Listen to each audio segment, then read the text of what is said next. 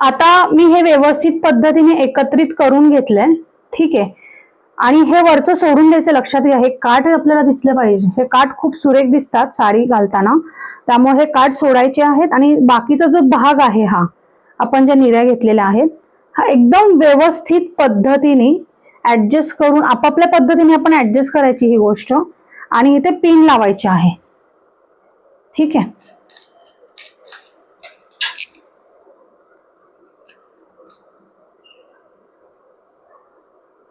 आता इथं पिन लावून झाली. आता हे लावायचं कुठे, तर लक्षात घ्या, आपण जे ह्या मिऱ्या सोडल्या होत्या, फोल्ड केलेल्या मिऱ्या आहेत ना, बरोबर, ह्या फोल्ड केलेल्या मिऱ्या आहेत, ह्याच्यामध्ये जी पहिली मिरी आहे, पहिली म्हणजे ही, बरोबर. तर ह्या पहिल्या मिरीच्या आतल्या भागाला लक्षात घ्यायचं, हित हा भाग वर घ्यायचा, आतला हित, आतला भाग वर घेतल्यानंतर हित येणार हे, बरोबर. हित बरोबर ही पिन तुम्हाला लावायची. आलं लक्षात? जेवढं तुम्ही वर लावणार तेवढी साडी छान दिसणार. वर खेचून लावायची आहे ही पिन आतल्या साईडला.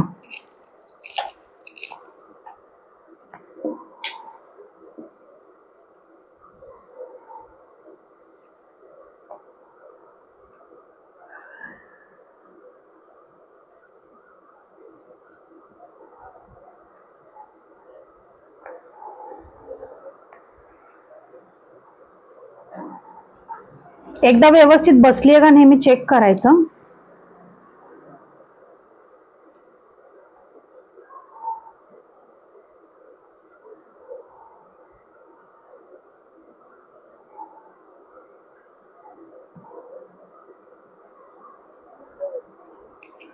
ठीक आहे, हे झालं. आता हा जो बाकीचा गोळ आहे हा ह्याच्यामध्ये आतमध्ये सोडून द्यायचा. खालून ही साडी एकदम व्यवस्थित पद्धतीने टक करून घ्यायची, ठीक आहे.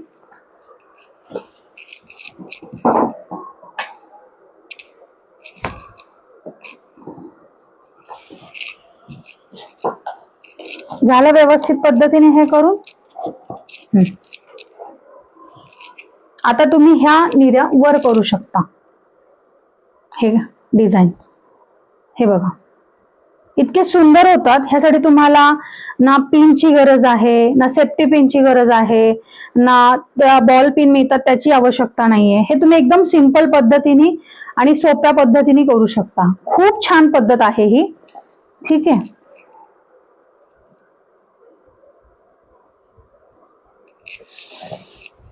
आईला साडी नेसवताना, गौराईला साडी नेसवताना एकदम मन लावून छान पद्धतीने थोडासा वेळ काढून साडी नेसवा. खूप छान पद्धतीने साडी तुम्हाला आईसाहेबांना नेसवता येते. जसं जसं तुम्ही आईसाहेबांना छान सजवणार तसंच तुमच्या घरामध्ये मंगल होत राहणार.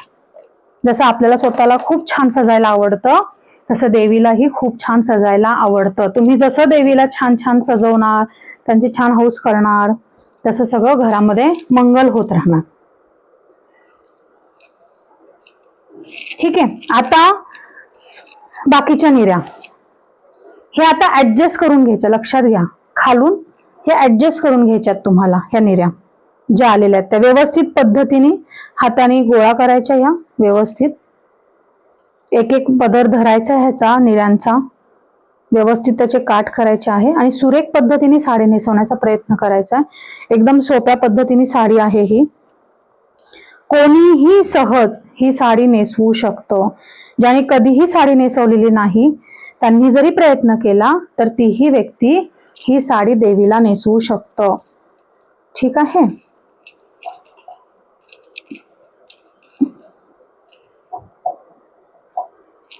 आता ह्या निऱ्या माझ्या खूप मोठ्या झाल्या, बरोबर. आता मी ह्या का निऱ्या मोठ्या ठेवल्या की जर छोट्या निऱ्या झाल्या तर त्या मोठ्या करता येत नाही. मग आता ह्या मोठ्या झाल्या, मग या छोट्या कशा करायच्या ताई?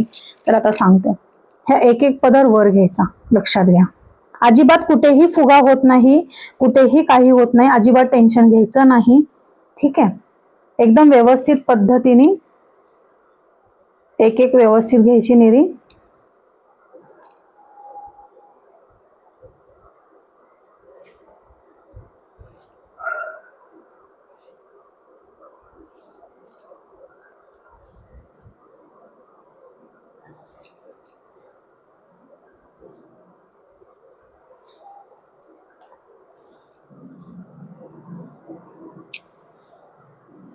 ठीक आहे.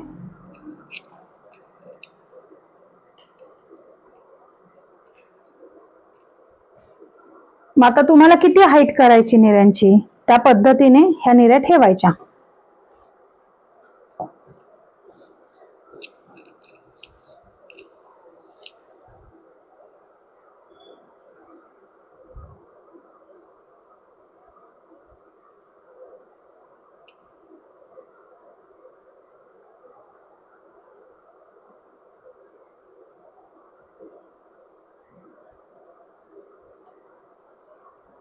ठीक आहे. अशा खूप सुंदर पद्धतीने ह्या निऱ्या येतात. आता ह्याला पिन लावायची आणि असा बरोबर हा फोल्ड मारायचा. ठीक आहे. एकदम व्यवस्थित पद्धतीने छान बारीक फोल्ड बसतो हा.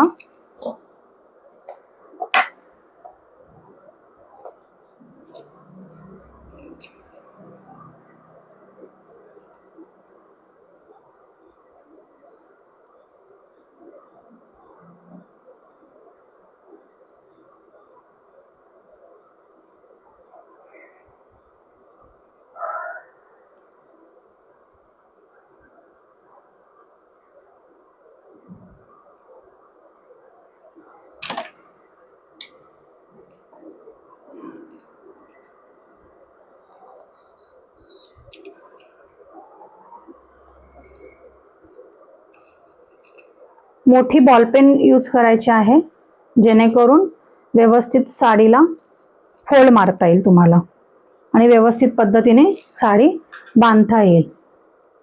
ठीक आहे. हे झालं. आता ह्याचा फुगा आलाय. फुगा अजिबात येत नाही. थोडस साडी प्रेस करायची.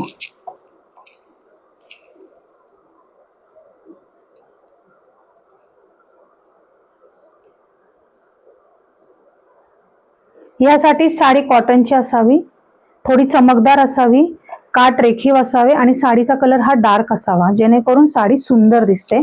त्याच्यावरती आपण फोटो काढतो, कलरचे फ्लॅश पडतात, लाईट पडते, तर त्याने साडी उजळून दिसते. ठीक आहे. एकदम छान अशी सुरेख पद्धतीने साडी आलेली आहे. ठीक आहे. तुम्ही हे इथे टक सुद्धा करू शकता. तुम्ही हे टक सुद्धा करू शकता असं, तुम्हाला जर हवं असेल तर. पण शक्यतो गोल साडी ही अशीच असते, त्यामुळे तुम्ही अशी ठेवू शकता. बरोबर निऱ्या हे अशाच येतात. अशा पद्धतीनेच निऱ्या ठेवायच्या आहेत.